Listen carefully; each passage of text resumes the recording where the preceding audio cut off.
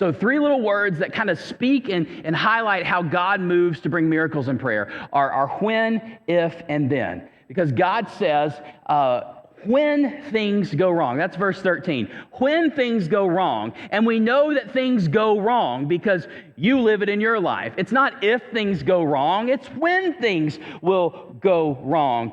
Because we know that life is hard. We know that things can be difficult, and we know that things will go wrong. So when things go wrong, God says, if my people will pray.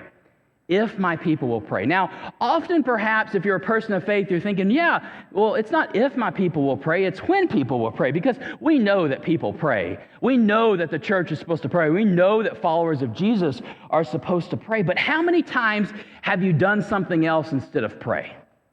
How many times have you worried about something instead of pray? How many times perhaps have you told somebody that you would pray for them and then you forgot to do it? Or maybe you did it one time or 2 times, but then it kind of slipped your mind and something got in your way of praying. Something gets in the way of intentions, or maybe you just forget to pray. So it's not a given that the people of God will necessarily pray when things go wrong. So God says, when things go wrong, if my people will pray, then I will hear. Then I will hear, and I will forgive their sins, and I will heal their land. When things go wrong, if my people will pray, then I will hear their prayers, I will forgive their sins, and I will heal their land.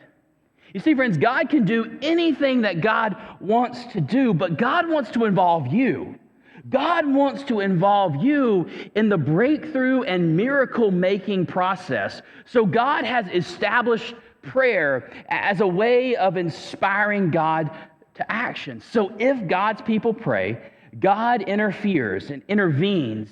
God breaks through.